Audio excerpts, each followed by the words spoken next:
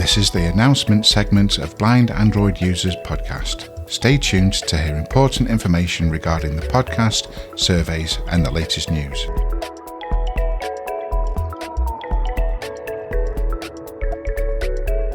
Now we turn to our announcement section. I have one. The only announcement I have, and I could have done this as an app or tip of the week, but I ran out of time. Some of you might have heard of Threads, and this is Meta or Instagram's answer to Twitter. Now, I have had a look at the Android app, and it is pretty much accessible. It's not branded as Meta, which I think is quite interesting. It is branded as a sub-brand of Instagram, and it signs you up through your Instagram account. Now, if you don't have one of those, but if you have a Facebook account, then there might be a degree of seriality you need to go and get an Instagram account. I have one because I had to enter a competition. Then go and download Threads and have a look at it. And this is, as I say, Meta's answer to Twitter. Does it matter? Well, it had 10 million users in its first day. So I would suggest it kind of does. You know, people are worrying about Mastodon and everything. And, Threads is going to eclipse that. There's no doubt about it. The only thing I would say about it is when you are on your, I don't know if it calls it your timeline or your feed or whatever, you have to swipe through everything relating to a post. So if you are on a post, then you'll have whatever the buttons are, share, repost, reply, whatever all the buttons are. And they're not, and you have to swipe multiple times to get past all of them to get to the next post. So if you are comfortable scrolling, I would suggest that. But certainly posting a thread, following people, is all very accessible. You have buttons towards the bottom of the screen. So it is absolutely fine to do that. It's very like Twitter.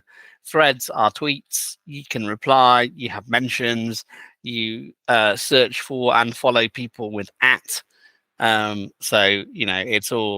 all fine. As I say, the only slightly thing is navigating through the feed is cumbersome. But if you do want to give it a go, don't worry. It's accessible, if not fantastically usable. So something else I want to add, it's actually pretty accessible, but I've tried it with CSR, and apparently there seems to be a problem when you're scrolling through the feed. So sometimes it actually shows you, it shows you the content of the thread first, the post, and then it shows you who posted it, which is kind of weird. And then sometimes it might not actually show you the contents of the post. It will just show you that someone has posted something when you scroll deeper into the app, which I think sucks sometimes. So I think this is the only accessibility problem that I've seen so far, as far as I know. But otherwise, I think it seems to be pretty accessible. I think the other side on iOS seems to be experiencing some accessibility issues. But you're talking about, just to be clear for listeners, you're talking about using CSR, which is commentary screen reader, and not TalkBack. Yeah, I have not tried it with TalkBack. I'm not sure if it's actually the same thing happens. Have you tried it with TalkBack, Ed, or CSR? TalkBack, but I haven't gone particularly deep, so I haven't scrolled a long way down the feed. I've also tried it with CSR, and it's the same for me. I couldn't find it quite accessible scrolling through the timeline, so I hope it's get fixed. I think I probably tried it enough with TalkBack to say that it worked. I think I scrolled far enough down the feed with TalkBack to suggest it didn't present a problem. I didn't go very deep into it though, because if you don't have many followers, it sort of suggests content, but it didn't seem to be problematic. I didn't sort of go 20 posts in or anything though, so maybe it's a thing, but it seemed to work with TalkBack as far as I could tell relatively well, but maybe other folks go and have a look at it. I was reasonably impressed with it. So something else I'm kind of curious about in terms of Threads, does it have any a character limit? Because I know Twitter does, Mastodon does on some servers. Not sure about Threads though. I don't know. I thought that Threads is 500. Yeah, 500 characters. Yeah. No, I don't think so. Because I think I've tried posting something that's above that. It actually did post. The official thing said was 500 characters. But really, the odd thing is that, one has to have that Instagram or whatever. I think that's not a very good thing.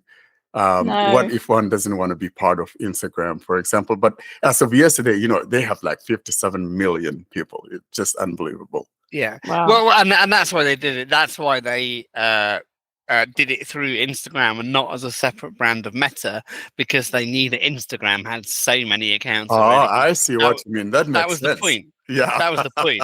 Yeah. Like Instagram's got. That's like, brilliant. Yeah, of course. Brilliant. It's an absolute it's the best bit of marketing I have probably seen this century, to be honest. Maybe later on, when they think they have enough people, they will open it up. If you don't have Instagram, you can come on. So that was no big brilliant. Deal. because like I had to get Instagram to enter a competition to win some tickets, and I'm on Facebook anyway, and it just like it says, do you want to use your Facebook account? I'm like, yes please. And then I had an Instagram account, but because they did it through Instagram, they had all the users already. Like, it's absolute genius marketing. That talking about apps, guys, we got our app bonanza coming up on the 29th, and we've asked you guys to kind of send in your apps. So please, if you have an app that you've been wanting to hear a demo of, you could just record that, or you could just send it to one of us, or send it to our email. If you can do it, let us know if someone would be free to do that app demo for you. But our app bonanza, the third one, is coming up on July the 29th. So send in the apps that you would like to have us talk about or record, and send us demos that we'll take a listen to. And if it's good, we'll put it on. Do check if we've already reviewed it, though, because unless there's a significant update, we might say, well, we've already done that. So, yeah. The easiest way to do that is probably to there's an app of the week playlist, isn't there, on YouTube? Yeah, so, or just do a search on the channel. I think is probably easier. Put the app name in. Make sure it's the channel search and not the YouTube search, though, and that will probably be the easiest way. Yeah, or just type blind Android users and then the name of the app, and that will. Yeah. So I'm absolutely not calling any individual out here, because I know we all have lives and stuff, but collectively you've been absolutely pitiful at this. You want us to review apps, and we can only do so much. So please, somebody step up and submit an app for the app bonanza. Please, several people do it. That would be amazing if you possibly could. We'll do what we can do, but it is a community, and we do need the community occasionally to do something. So that would be brilliant. As Fee says, though, check whether we've done it before, and the easiest way to do that is the YouTube channel.